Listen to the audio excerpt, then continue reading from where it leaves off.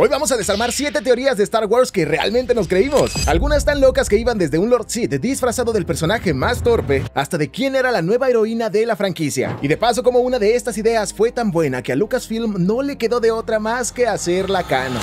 Empezamos, muñeco. Probablemente esta primera que te voy a contar es la propuesta más conocida, además de brillante y demente, creada por el fandom que literalmente intentaba reescribir las precuelas. ¿Para mejor? ¿Quién sabe? Pero tenemos que viajar al pasado, al 2015, en los foros de Reddit. Un usuario llamado Lumpa Waru sacudió a la comunidad al proponer que Jar Jar Binks, la figura que se ganó el desprecio de media galaxia por su torpeza, era en realidad un maestro del lado oscuro. La evidencia que presentó fue sorprendente. Argumentaba que el estilo de pelea del Gungan en Naboo no era suerte. Sus movimientos acrobáticos imitaban a la perfección un arte marcial real conocido como Sui Quan, o el puño borracho. Y lo más revelador fue el análisis de sus escenas en el Senado. Mientras otros hablan, se puede ver a Jar Jar moviendo las manos sutilmente, como si estuviera usando un truco mental para influir en las decisiones políticas que casualmente siempre beneficiaban a Palpatine. El efecto dominó de esta especulación es brutal, y si esto fuera cierto, la narrativa de las precuelas cambiaría totalmente. Ya no sería la tragedia de la caída de Anakin, sino la crónica de una conspiración maestra entre dos Sith operando a plena vista. La victoria sobre los droides ya no era suerte, sino una estrategia militar encubierta. Aunque por más que nos duela admitirlo, la verdad es mucho más simple. George Lucas ha afirmado que este personaje era simplemente un elemento cómico. La teoría de Darth Jar Jar es una prueba del ingenio de los seguidores para intentar arreglar lo que no les gusta, convirtiendo al individuo más odiado en el más brillante.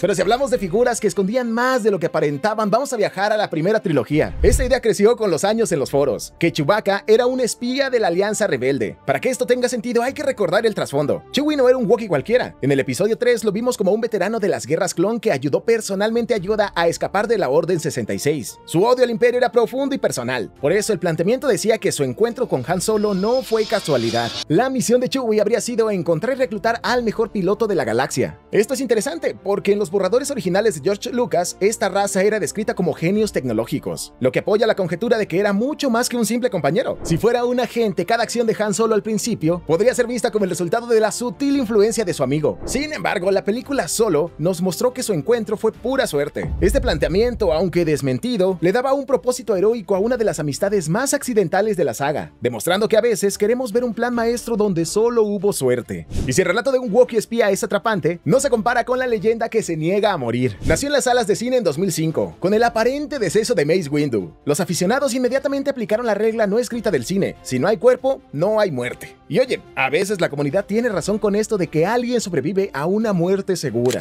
pero de esa única vez que la atinaron hablaremos más adelante. Esta idea explotó gracias a Samuel L. Jackson, el actor que no solo interpretó a Windu, sino que se convirtió en su seguidor número 1. En incontables entrevistas ha insistido en que él habló con George Lucas y que este le dijo que, en su mente, el portador del sable púrpura sobrevivió. Pero ¿y si sí lo hubiera hecho? El impacto en la galaxia sería enorme. Un Mace Windu consumido por la ira, maestro del Bapat, sería una de las criaturas más peligrosas de la galaxia. ¿Se habría unido a la rebelión? ¿O se habría convertido en un justiciero solitario, un fantasma cazando a Vader y al emperador? ¿O tal vez era quien estaba detrás de Snoke? Su existencia habría creado una tercera facción en la Guerra Civil Galáctica. A pesar de todo, la comunidad oficial actual mantiene que sí pereció ese día. El legado de esta especulación es la prueba de que una figura puede volverse tan icónica que ni el propio lore aceptado es capaz de sepultarla del todo en la imaginación de la gente. Pero hablando de destinos inciertos e inclinándonos un poco a las series animadas, también tenemos un gran misterio. Al final de Star Wars Rebels, el joven héroe Ezra Bridger desaparece junto al gran almirante Thrawn en el hiperespacio. Años después aparecería Snoke, un villano que vendría de estas mismas regiones desconocidas, que de hecho, ahorita vamos a hablar de él. La conexión parecía estar escrita. Ezra se había corrompido. Esta hipótesis era popular no solo por conectar magistralmente las series con las películas, sino también por encajar con el tema central de Star Wars, la caída del héroe.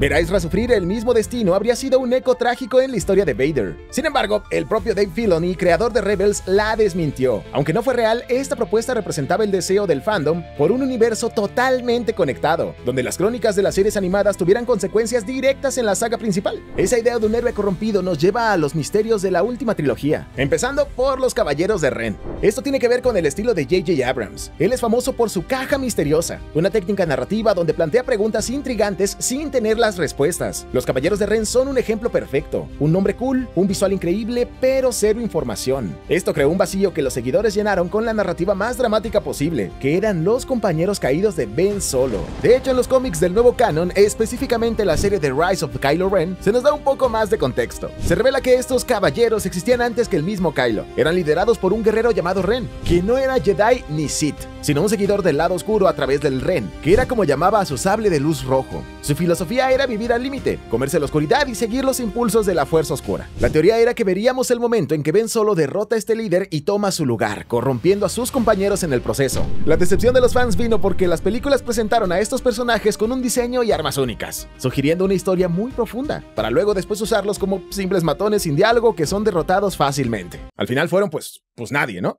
La popularidad de esta idea demuestra que el fandom a menudo escribe en su mente un argumento con más peso emocional que el que nos dan, buscando una tragedia más profunda detrás de la máscara del villano. Pero si los caballeros fueron una decepción, no tiene nada que ver con el misterio que fue su maestro Snoke. La especulación más fuerte era que se trataba de Darth Plagueis. ¿Recuerdan la escena de Opera en el episodio 3? Cuando Palpatine le cuenta a Anakin la tragedia de Darth Plagueis el Sabio, un Sith que podía crear vida. Esa leyenda fue la base de todo. El impacto de este planteamiento hubiera sido brutal. Conectaría las tres trilogías en un solo plan Sith. La victoria de Endor se habría sentido como un simple tropiezo en el plan de un ser casi inmortal. El regreso del emperador no se sentiría tan sacado de la manga, sino como parte del plan de su maestro para engañar a la muerte. Pero la respuesta fue un golpe bien bajo. Snoke no era nadie. Bueno, pues, era un clon creado en un tanque por Palpatine. Al final el misterio se convirtió en una lección. A veces la explicación más simple es la correcta. Y si Snoke era la pregunta del lado oscuro, del lado de la luz teníamos el misterio equivalente. ¿De dónde venía Rey? La respuesta más poética fue que era una Kenobi, y las pistas, según los aficionados, estaban por todas partes. Su acento, su habilidad con los trucos mentales y la voz de Ewan McGregor en su visión. A ver, imaginemos por un momento que fuera cierto. La dinámica de la trilogía cambiaría por completo.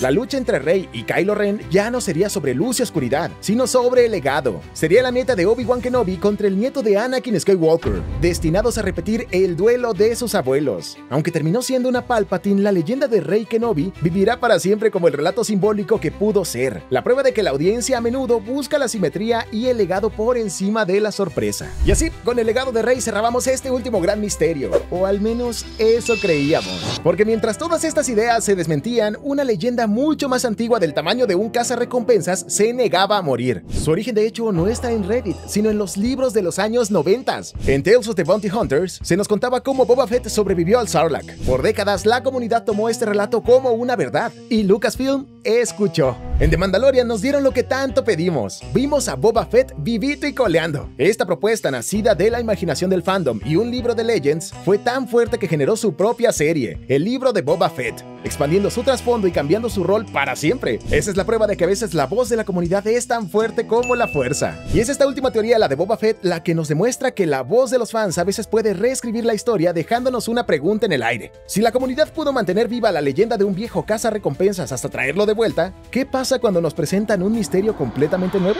Un ser diminuto y sin pasado que se robó el corazón de la galaxia. Y si quieres conocer esa historia, vemos en este video el viaje de Grogu, desde sobrevivir a la Orden 66 hasta su encrucijada entre dos credos. Créeme, este video está increíble. Nos vemos allá, muñeco.